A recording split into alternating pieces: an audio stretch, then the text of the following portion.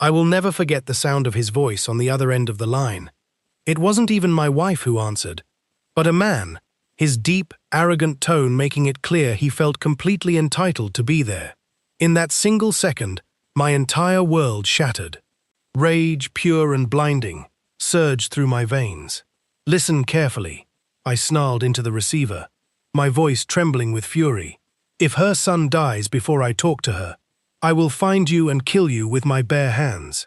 A heavy, stunned silence hung in the air. I could hear his breathing shift, the sudden panic registering on his side of the line. There was a frantic rustling, and then Emily's timid, caught voice came through. "Jake?" I gripped the phone until my knuckles turned white, fighting the urge to scream every bitter truth through the speaker. Instead, I forced out a cold, sharp blade of a sentence.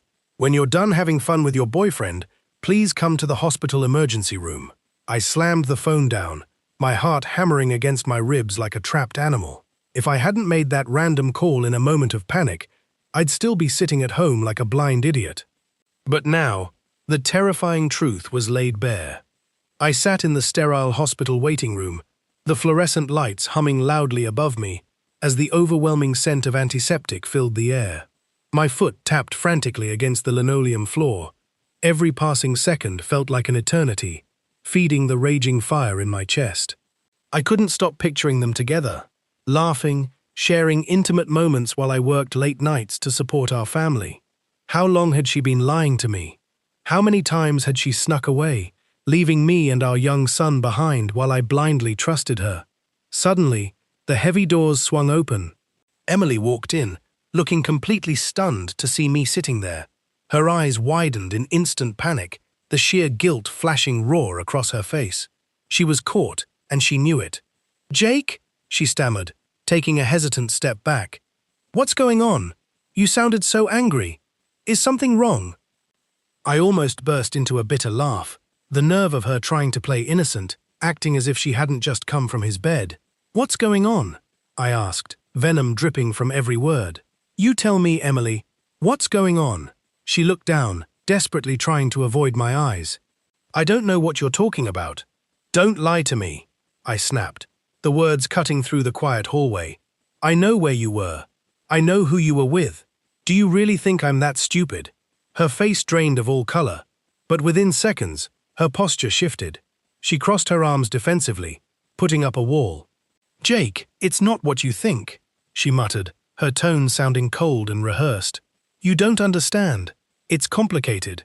"I understand perfectly," I threw back at her. "I understand that my wife, the woman I've loved for 10 years, has been sneaking around behind my back with some guy named Donnie.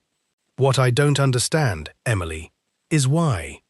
She flinched, her eyes darting frantically around the room as she scrambled for an excuse. "Jake, please," she pleaded softly. "No, you don't get to Jake please me right now," I yelled, the rage boiling over. "Do you have any idea what you've done to our family? You were with him while your own son was rushed to the hospital. What kind of mother does that?" She went completely pale, her mouth opening to argue, but no words came out. For a moment, she just stood there in silence. But then, right before my eyes, her entire expression hardened. The guilt vanished, replaced by a chilling, distant mask. The sweet, loving woman I had married was completely gone. In her place stood a cold, unfeeling stranger. "You don't understand," she said, her voice dropping into a flat, icy calm. "It's not that simple." "Then explain it to me," I spat. "Help me understand what's so complicated about cheating on your husband." She rolled her eyes, shrugging her shoulders, as if my heartbreak was nothing more than a minor annoyance. "I don't expect you to understand," she said coolly. "You never paid attention to me anyway, Jake. You were always busy, always distracted with work. Don't you dare turn this on me," I shouted, incredulous at her audacity. "I worked myself to the bone for this family. I gave you everything." A cruel smirk touched her lips.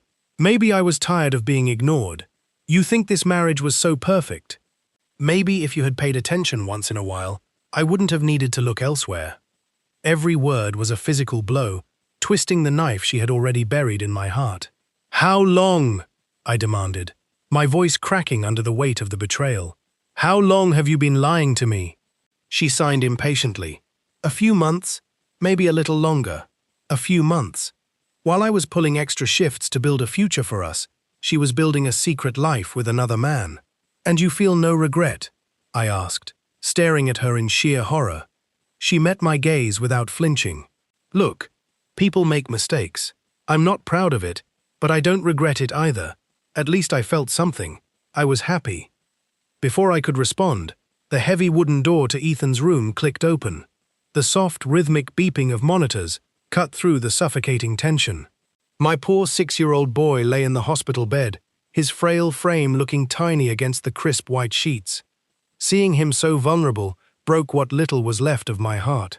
Emily followed me inside, her defensive edge instantly softening into a fake, performance-level calm. She walked to the bed and gently stroked his forehead. "How is he?" she asked softly. "He's going to be fine. He just needs rest," I replied, keeping my tone dead and flat. "We need to talk about us, about what happens now." She squeezed her eyes shut. "Jake, can't we just focus on Ethan right now?" "Focusing on Ethan doesn't erase what you did," I countered, keeping my voice low so as not to wake him. "You betrayed this family." She opened her eyes, piercing me with a bitter look. "And what about you? Are you so perfect? You always loved playing the martyr." Suddenly, Ethan stirred. "Daddy?" he whimpered softly, his small eyes fluttering open. I immediately rushed to his side, taking his tiny, warm hand in mine. "I'm right here, buddy. How are you feeling?" "Tired," he whispered. "Just rest, sweetie." "Mummy and I are right here," Emily added, leaning over to kiss his cheek. For a brief, fleeting second, we looked like a real family. But it was an illusion, a ghost of a life that no longer existed. As soon as Ethan drifted back to sleep, I motioned for her to follow me back into the hallway. "This isn't over," I whispered coldly. "We are going to settle this." Hours dragged by in painful silence. Ethan slept soundly under the influence of his medication, leaving Emily and me trapped in the small room together. She spent the entire time staring at her phone, a faint, secret smile occasionally playing on her lips. It sickened me to know she was likely texting him right in front of me. "Emily," I said, unable to take it anymore. "We can't keep pretending. Do you even care about what you've destroyed?" She set her phone down with a heavy sigh. "What do you want from me, Jake? Do you want me to beg? You're holding on to something that isn't there anymore. Maybe we're just not who we thought we were." The brutal truth of her words settled heavily in the air. She was right. The woman I loved didn't exist anymore. "So that's it," I whispered. "You're just done." She shrugged. "Maybe I am. Maybe you are too." By the time the doctors discharged Ethan the following afternoon, the finality of our broken marriage was absolute. The ride home was suffocatingly quiet. The city lights blurred past the car windows like streaks of fading memories. I pulled into the driveway and killed the engine. "I never meant for it to go this far," she said quietly into the darkness of the car. "It just happened." "It didn't just happen," I corrected her, my voice hollow. "You made a conscious choice, step by step, to destroy us." She looked at me, a brief flash of vulnerability, finally breaking through her cold exterior. "So what are you saying, Jake? You want to end this?" I looked at her, really looked at her, and realized there was nothing left to save. "I don't think I can ever look at you the same way again." The next morning, an eerie stillness hung over the entire house. I walked into the kitchen to find Emily sipping her coffee. "Morning," she said casually, as if yesterday had been a bad dream. "I think it's time for me to go," I said directly, skipping any small talk. She set her cup down, taking a deep, shuddering breath. For a second, I thought she might fight for us, but she simply nodded. "I think you're right. It's for the best." There were no screaming matches left, no bitter tears, just a cold, agonizing acceptance. I walked down the hall to pack my bags, pausing at Ethan's doorway to watch him sleep one last time before I left. I made a silent vow to him right then.